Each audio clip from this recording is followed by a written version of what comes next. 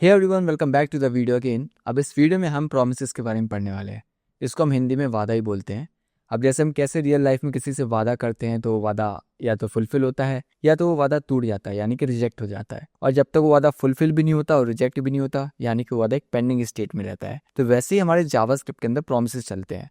Concept same रहता है जो हम रियल लाइफ में यूज़ करते हैं, बस उसको हम जावास्क्रिप्ट में कैसे यूज़ करते हैं वो हम इस वीडियो में समझ लेते हैं। तो देखो, अब ये भी हमें समझना ज़रूरी है, जो हमने प्रोमिसेस का कॉन्सेप्ट पढ़ने वाले हैं ये जावास्क्रिप्ट में कोई एक अलग से कॉन्सेप्ट नहीं है या फिर कोई एक अलग से नया फीचर नहीं है, बस हमारी पुरानी प्रॉब्लम को सॉल्व करने के लिए बनाया गया है। और वो भी जो हमारी पुरानी प्रॉब्लम वो रिलेटेड कोई एरर से नहीं थी, वो बस हमारे कोड को और ज़्यादा रीडेबल बनाने के लिए थी। जैसे अभी हमने कॉलबैक के बारे में पढ़ा था, हमने कॉलबैक हेल देखा था, तो इसमें हमारा कोड बहुत मैसी हो रहा था और अनरीडेबल हो रहा था। तो उस कोड को और कैसा रीडेबल बनाया जाए और कैसा ऑप्टिमाइज किया जाए, क्लीन किया जाए, तो वो सब के लिए हमारे पास प्रोमिसेस का कॉन्सेप्ट आया। तो बस सिंटेक्स बदलेगा लेकिन सॉल्यूशन और इसके पीछे की टर्मिनोलॉजी, लॉजिक सब वही चलता है, क्योंकि दोनों असिंक्रोनस इन नेचर ही होते हैं। तो चलो समझते हैं प्रोमिसेस क्या होता है और उसका सिंटेक्स क्या होता है। तो अभी हमारी कॉलबैक का कोड था, इसको अभी कमेंट कर देते हैं हम और चलो क्या करते हैं, प्रोमिसेस के बारे में समझते हैं। लेट्स से हमने यहाँ पे एक वेरिएबल क्रिएट किया जिसका नाम प्रॉमिस रख देते हैं। अब प्रॉमिस हमारे पास एक ऑब्जेक्ट होता है जावास्क्रिप्ट के अंदर, और इस ऑब्जेक्ट के अंदर हमारे पास दो मेथड्स होती हैं, एक होती है रिजॉल्व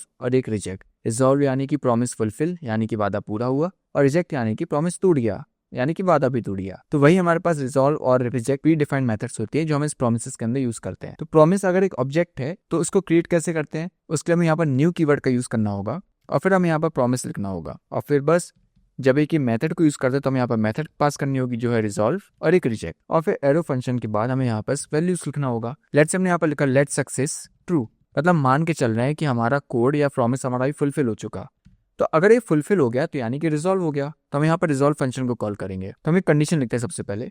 लेट्स हमने लिखा इफ सक्सेस यानी कि ट्रू तो रिजॉल्व कर दो। रिजॉल्व में सपोज हमने यहाँ पर लिख दिया डाटा रिसीव्ड, और अगर इन केस हमारा ये रिजेक्ट हो गया यानी कि हमारा सक्सेस फॉल्स है तब हमें रिटर्न कर दो रिजेक्ट, यानी कि कुछ लिख सकते हैं। लेट्स से हमने लिख दिया एरर अकर्ड। अभी क्या हुआ कि ठीक है, हमने सक्सेस के बिहाफ पे अपने रिजॉल्व और रिजेक्ट को यहाँ पर ट्रिगर कर लिया, ठीक है। लेकिन अगर मैं इसको प्रिंट करूंगा तो कुछ मेरे पास प्रिंट होगा क्या, चलिए देखते हैं। अगर मैंने यहाँ पर फाइल को रन किया, हमारी फाइल का नाम है node index.js। जब हमने इसको रन किया तो अभी मेरे पास कुछ भी प्रिंट होके नहीं आया, बल्कि मेरा यहाँ पर रिजल्ट ट्रू भी है, सक्सेस ट्रू भी है। तब भी वो इसलिए क्योंकि अभी मैंने यहाँ पर सिर्फ रिजॉल्व और रिजेक्ट को कॉल किया है, लेकिन अभी मैंने इनकी वैल्यूज को कंज्यूम नहीं किया। उसको कंज्यूम करने के लिए हमारे पास अब प्रोमिसेस के अंदर दो और मेथड्स होती हैं, या फिर बोल सकते हैं दो और प्रॉपर्टीज होती हैं, वो है डॉट देन और डॉट कैच। डॉट देन का बेसिक मतलब होता है कि अगर हमारी वैल्यूज, हमारा प्रॉमिस फुलफिल हुआ तो वो डॉट देन के अंदर जाएगा, और अगर हमारा प्रॉमिस फुलफिल नहीं हुआ यानी कि कुछ एरर आ गया तो वो हमारा कैच के अंदर जाएगा। मतलब कैच के अंदर हम उसको कैच कर लेंगे जो भी हमारे पास एरर आएगा। तो चलो वो भी देखते हैं। हम बेसिकली क्या करेंगे, यहाँ पर हमारा जो प्रॉमिस वेरिएबल था हम लिखेंगे ऐसे, फिर उसके बाद डॉट देन, और फिर एरो फंक्शन बनाने के बाद हम यहाँ पर प्रिंट करेंगे console.log। लेट्स हमने प्रिंट कर दिया सक्सेस, और रिस्पॉन्स प्रिंट करेंगे। अब रिस्पॉन्स हमारे पास यहाँ पर आएगा, और जो हमारे पास रिस्पॉन्स की वैल्यू हमारे रिजॉल्व वाली होगी, मतलब जो हमने रिजॉल्व में लिखा है डाटा रिसीव हमारे रिस्पॉन्स के अंदर आएगा। तो जो कुछ भी हम रिजॉल्व के अंदर लिखते हैं वो हमारे डॉट देन के अंदर आ जाता है, अगर हमारा प्रॉमिस सही में फुलफिल हो चुका है तब। और अगर फुलफिल नहीं हुआ तो हम उसको कैच ब्लॉक के अंदर लिखेंगे। अब बेसिकली हम चाहें तो ऐसे डॉट कैच लगा सकते थे, या फिर अगर हमें ऐसे नहीं लगाना तो हम यहाँ पर अलग से भी कॉल कर सकते थे प्रॉमिस डॉट कैच। यहाँ पर भी हम console.log करेंगे, और लेट्स से हमने यहाँ पर लिख दिया फेल, और यहाँ भी रिस्पॉन्स को प्रिंट करेंगे जो हमारा एरर मैसेज से आएगा। यहाँ प्लस की साइन हमें इक्वल का साइन यूज करना होगा। चलिए अब इसको प्रिंट करके देखते हैं। तो अब हमने जब फाइल को प्रिंट करके देखा तो हमारे पास यहाँ पर आ गया सक्सेस डाटा रिसीव्ड, क्योंकि हमारे यहाँ पर सक्सेस की वैल्यू ट्रू थी, बुलियन वैल्यू, और जब ट्रू होने का हमारा रिजॉल्व हो गया, और जब रिजॉल्व हो गया तो हमारे डॉट देन के अंदर आ गया। तो डॉट देन के अंदर तभी आता है जब हमारा प्रॉमिस फुलफिल हो जाता है। लेट्स से अगर हमारा यहाँ पर प्रॉमिस फॉल्स हो जाता या फिर फुलफिल नहीं होता तब क्या होता, इस केस में तो रिजेक्ट हो जाता यानी कि एरर अकड़ आ जाता, और फिर जब हमारा एरर आ जाता तो वो कैच ब्लॉक के अंदर जाता और वहां पर हमें फेल लिख के आ जाता। चलो उसको प्रिंट करके देखते हैं। और अब हमने अगर फाइल को रन किया तो हमारे पास कुछ एरर आया, लेकिन हमारे पास ये प्रिंट होके आ गया फेल्ड एरर अकर्ड, जो हमारे पास एक्चुअल में यहाँ पर प्रिंट होके आना था। लेकिन उसके साथ हमारे पास ये भी आया कि अनहैंडल्ड प्रॉमिस रिजेक्शन। सो बेसिकली हमारे नोड के वर्जन में ये समझ नहीं पा रहा है कि जो हमारे पास डॉट देन है अगर वो फेल हो गया तो उसका डॉट कैच किधर है। हमने एक्चुअली उसको अलग से लिखा है, तो बेसिकली वो ऐसे थोड़ा एरर आ रहा है। तो उसको क्या करेंगे, हम इसको यहाँ पर ऐसे ना कॉल करके सीधे हम इसको यहीं पर चेंज करेंगे। अब ये बेसिकली एरर नहीं देगा, तो हम इसको यहाँ पर फिर से प्रिंट करें तो हमारे पास ये आ गया फेल्ड एरर अकर्ड।